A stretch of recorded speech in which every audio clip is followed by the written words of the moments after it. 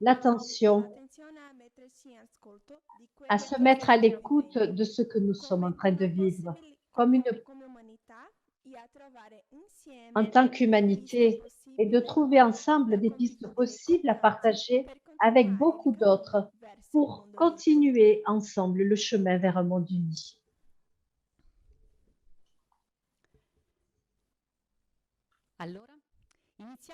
Alors, nous allons commencer un tour du monde et nous allons découvrir comment Dertuker, oser prendre soin, se traduit dans la vie.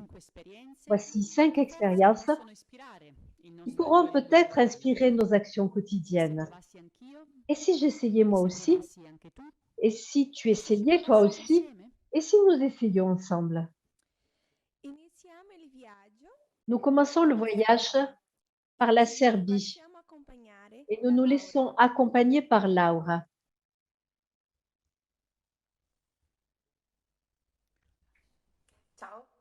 Ciao, je m'appelle Laura, j'ai 23 ans, je suis indienne. Avec le bureau communication du mouvement des Focolari auquel je collabore, nous recueillons quelques histoires concrètes de fraternité. Une d'entre elles est de Janos Kalman, un Serbe de nationalité hongroise. Il y a peu de temps, il était dans une maison délabrée sans eau et dans les champs non cultivés. Il avait toujours rêvé d'acheter sa maison, mais n'en avait jamais pu avoir les moyens. Grâce à une indemnisation pour une blessure qu'il avait subie et à la générosité de nombreuses autres personnes, il a réussi à avoir la somme nécessaire pour acheter sa maison. Mais la maison devait être restructurée. Il savait que tout seul, il ne pouvait pas le faire. C'est ainsi que la communauté des Focolari s'est mise en route en pratiquant la devise Dare to Care proposée par les jeunes pour un monde uni. Voici une vidéo qu'ils nous ont envoyée.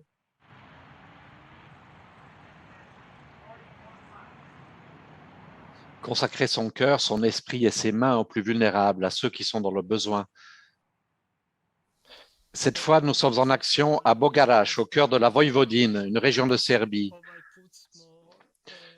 Cette année encore, nous avons pu aider certaines personnes. Cette fois, nous avons reconstruit un toit pour une famille pauvre. J'ai 3 enfants et je vis dans un chalet au milieu des champs. Il s'est passé beaucoup de temps dans ma vie avant que je puisse acheter une maison. Au travail, j'ai eu un accident à la jambe et pendant 10 ans, j'ai marché avec des béquilles. Maintenant, je peux soutenir ma jambe, mais pas plier mon genou. L'aide que j'ai reçue est un grand cadeau pour moi. Nous avons remplacé les tuiles du toit et nous travaillons maintenant à l'intérieur.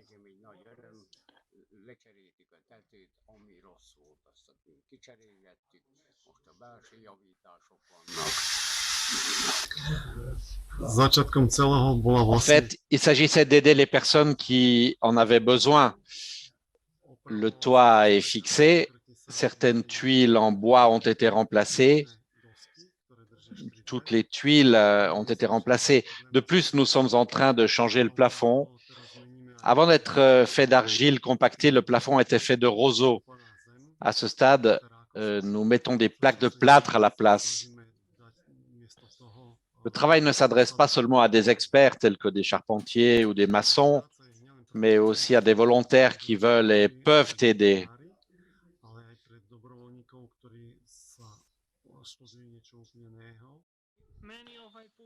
Cette fois aussi, il était important d'aider les gens, mais en même temps de m'aider moi-même, dans le sens où je suis sorti de ma zone et j'ai aimé les autres d'une manière différente. Maintenant,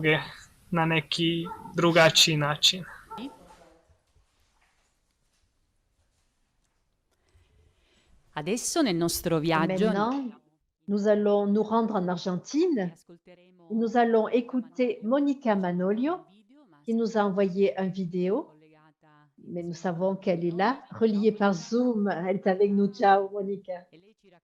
Elle nous raconte une action qu'elle soutient depuis des années dans une réserve naturelle près de Buenos Aires. Dans son vidéo, c'est en espagnol. Ainsi, nous invitons ceux qui suivent en langue italienne à sélectionner la langue. Je m'appelle Monica Manolio et je suis originaire de Pilar, dans la province de Buenos Aires. Il y a 17 ans, nous voulions ramasser les ordures avec ma famille dans notre quartier. et nous avons contacté la municipalité qui, à son tour, nous a contactés. Avec les deux initiateurs de l'ONG, Association Patrimoine Natural d'El Pilar et Réserve naturelle d'El Pilar. Quand je suis arrivée, je n'ai pas perdu le goût pour les plantes, mais j'ai trouvé un dépotoir. Qu'est-ce qui a poussé Grazielle et Viviane à créer une réserve dans une décharge? Gracielle nous dit toujours, les êtres humains se sont séparés de la nature et l'ont endommagée.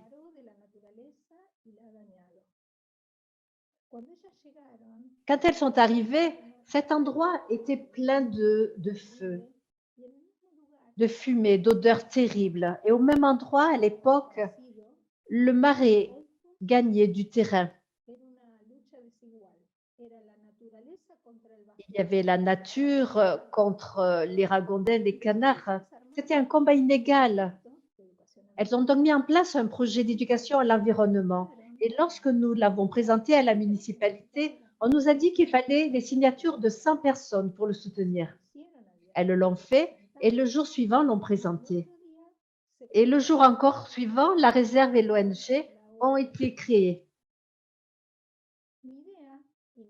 Mon idée initiale d'être en contact avec les plantes a été remplacée par celle de sortir les poubelles. Mais d'autres activités sont apparues. La première activité est le programme de recyclage avec tri à la source. Au début, nous trions nous-mêmes les déchets. Nous sommes ensuite entrés en contact avec une opérative de recycleurs urbains du parti et nous avons commencé à travailler sur cet aspect social également. Les recycleurs urbains peuvent avoir une façon décente de travailler sans ramasser les déchets dans les rues. Au siège, nous recevons tout le matériel séparé et ils viennent une fois par semaine pour le collecter. Un autre thème important est l'éducation environnementale. Qu'elle soit systématique ou pas au sein de la réserve ou dans les institutions qui l'exigent. En 2019, 40 écoles nous ont rendu visite et certaines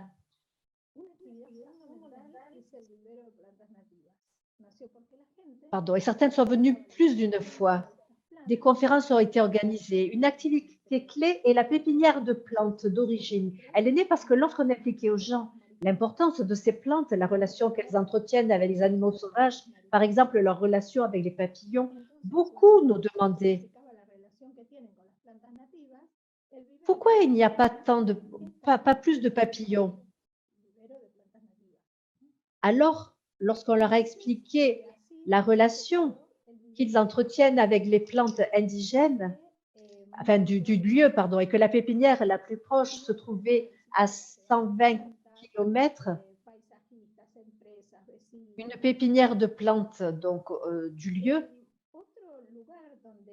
C'est ainsi que la pépinière El Cachafas a été créée, dont beaucoup viennent pour visiter, prendre des plantes, des paysagistes, des entreprises, des voisins. Un autre endroit où nous sommes volontaires se trouve dans la même réserve à 150 km, 6 km de côte sur la rivière Luran. C'est ce que nous appelons une classe en plein air. Elle s'adresse à tous les âges, à différents groupes et à différentes réalités. Étudiants des écoles locales, groupes religieux, photographes, internes d'un hôpital, neuropsychiatriques, personnes âgées, entreprises qui viennent faire un travail de responsabilité sociale, des entreprises. Et dans la mesure du possible, nous accompagnons les bénévoles.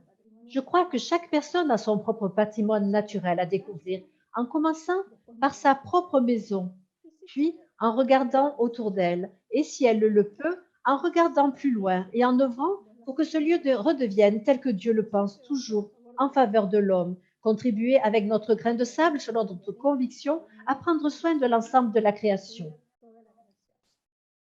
Merci de m'avoir écouté.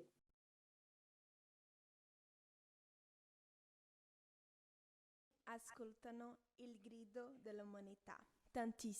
Même les enfants entendent les cris de l'humanité et se mettent à donner une réponse concrète. Gladys, une Gen 4 de 7 ans de Paris, nous raconte ce qu'ils ont fait pour aider les familles dans le besoin de Haïti.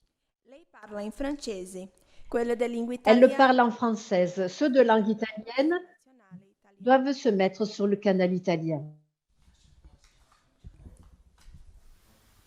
Bonjour, je m'appelle Gladys.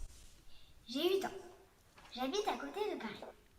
Avec les Gen 4, nous avons récolté de l'argent pour acheter des semences pour Haïti. Grâce à ces semences, les familles d'Haïti pourront cultiver des légumes et manger. Moi, j'ai vendu ma trottinette, mon siège à vélo et ma dressée. Au total, nous avons récolté 1035 €.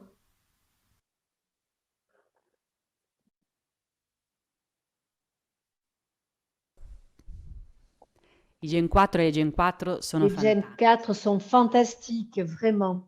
E ora, Et à présent, lo sport con l'ecologia integrale. quel est le lien entre le sport et l'écologie intégrale? J'ai lu une réflexion de quelques Salésiens experts en pastoral du sport qui, après la publication de l'encyclique Laudato Si, soulignaient que penser à la pastorale sportive dans l'optique de l'écologie intégrale oblige chacun de nous à changer de style et de mentalité d'un point de vue personnel et nous confronte également à la nécessité d'un changement de style et de mentalité au niveau communautaire et pastoral, à une réorganisation et à une réflexion stratégique de nos groupes sportifs, de leurs objectifs et de leurs relations avec la paroisse et le territoire. C'est intéressant. Être attentif au bien des autres peut également s'exprimer par une pratique sportive basée sur l'attention aux autres, avant les résultats, et par une activité physique qui tient compte de l'intégrité de la personne.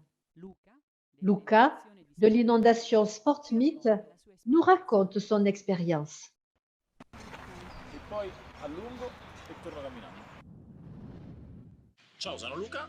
Ciao, je suis Luca et je suis préparateur physique. J'aime associer le sport au bien-être personnel. Ça fait des années que je m'entraîne avec Luca. Lorsque la personne arrive, elle se sent aimée et elle a son propre programme de formation. Ça aide à bien commencer la journée. Tu arrives et tu as envie de rien faire. Tu repars avec l'envie d'être satisfait, vraiment. Tu es vraiment satisfait. Pour moi, le sport et l'activité physique sont une chose fondamentale. En tant qu'athlète, j'ai appris ce que signifie s'entraîner, planifier, se sacrifier, même perdre. Mais j'ai aussi appris que dans la vie, tu n'es pas seulement un sportif, mais aussi une personne qui fait du sport. Donc, à ma petite échelle, moi, je suis marié, j'ai une fille de 4 mois. Ces deux choses m'ont fait comprendre qu'il y a des choses plus importantes que les performances sportives et qu'il est important de pouvoir tout gérer pour devenir de meilleures personnes et pas seulement de meilleurs sportifs. En ce qui concerne le sport et l'activité physique, ils sont importants parce qu'ils nous donnent la possibilité de prendre soin de nous-mêmes. Dans mon travail, c'est ce que j'essaie de faire. Lorsque je forme des personnes, j'essaie avant tout de les connaître, d'entrer en contact avec elles et de comprendre ce qui est le mieux pour elles. L'activité physique est quelque chose qui nous donne l'occasion de nous exprimer, mais ce qui se cache derrière est très important. L'objectif premier doit donc être le suivant. Grâce à l'activité physique, nous nous sentons mieux dans notre peau et nous avons la possibilité de nous exprimer de manière globale. Prendre soin de soi par l'activité physique signifie que nous pouvons aussi nous sentir bien en dehors du jeu, du sport. Précisément parce que dans le sport, quelle que soit la passion que l'on éprouve ou le niveau que l'on a, il s'agit toujours d'une petite partie de notre journée, d'une partie de notre vie. Il est important que ce que nous faisons dans le sport soit utile en dehors de lui. Dans mon travail, j'essaye d'enseigner ceci. Je suis bien à l'heure où je fais du sport, pour être bien durant les 23 autres heures où je suis à l'extérieur. Au contraire, il est important d'essayer de faire une préparation intégrale à la vie quotidienne et donc de faire en sorte que le programme d'entraînement s'insère dans la vie spécifique de cette personne, en lui faisant comprendre que ce qu'elle a fait n'est c'est être mieux avec soi-même, c'est une montée vers le bien. Tout ceci n'est évidemment que mon expérience personnelle. Je m'excuse si j'étais trop sérieux, mais devant les caméras, je suis moins à l'aise que sur un terrain de sport. Mais je peux vous dire que prendre soin de soi-même est important et que nous avons tous la possibilité de le faire. Merci à tous et à bientôt.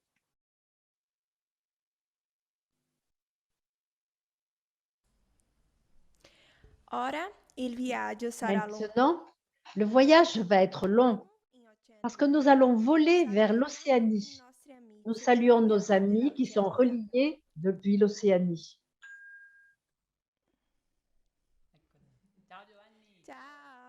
On les voit. Ciao. Dans l'île de Wallis, où toute une communauté sensibilisée à l'écologie nous montre comment elle prend soin du milieu, de l'environnement et de la personne, et comment les deux sont étroitement liés et peuvent construire l'unité à différents niveaux. Merci à Eva, à Ophélie Pelletier et à Carlotta Raymond pour le matériel fourni.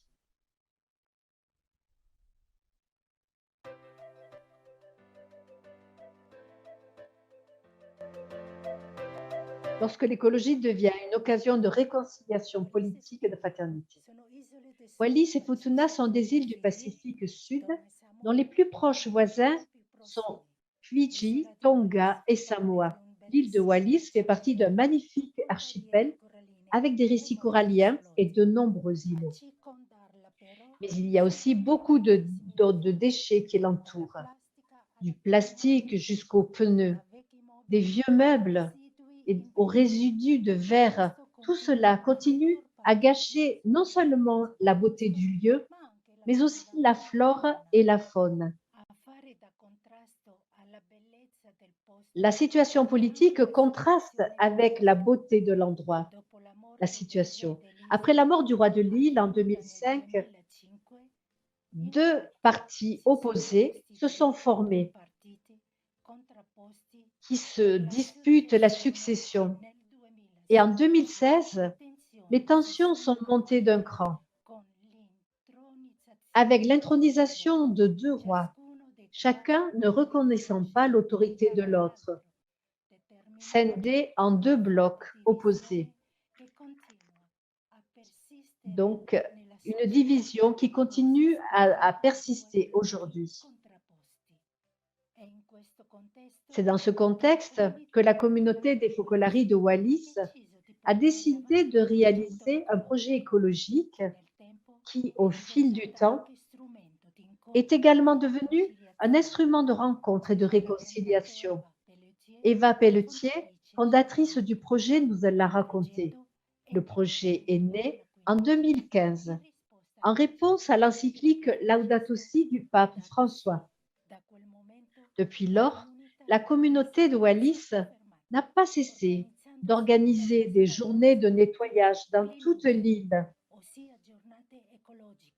ou des journées écologiques.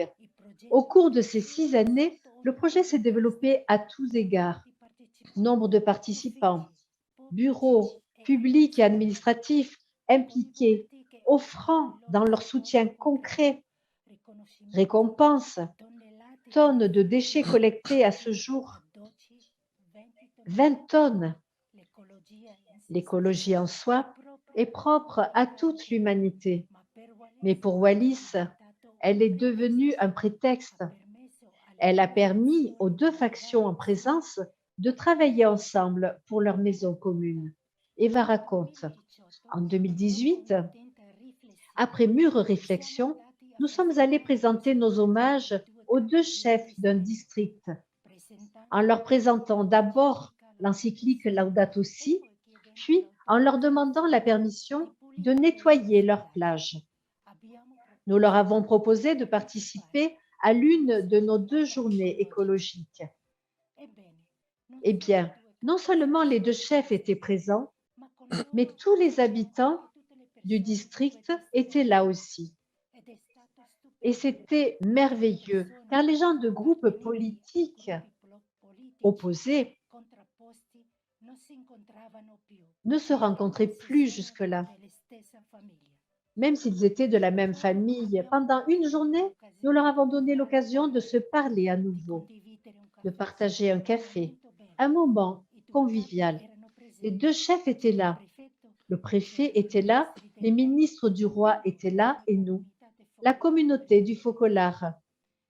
Nous nous sommes unis à ce moment. Eva l'appelle l'écologie de la réconciliation. Ça a été un symbole d'espoir et d'unité pour toute l'île. En 2020, la même chose s'est produite dans un autre district, où l'une des deux factions avait refait le toit d'une chapelle. Et pour la première fois, des personnes du groupe politique opposé sont allées pour l'aider. La présence des jeunes a été la clé du succès du projet. Leur présence a inspiré les anciens à participer. Le projet a été éducatif, aidant à changer les habitudes quotidiennes. Eva explique, au cours de chaque journée de nettoyage, il y a une formation sur le tri des déchets, afin que chaque participant puisse le mettre en pratique correctement chez lui. La communauté des Focolari de Wallis s'est engagée à vivre pour son peuple et sa terre dans ce projet. Leur engagement a encouragé un large éventail de personnes issues de milieux religieux et culturels différents à faire de même et à se redécouvrir comme voisins dans leur maison commune.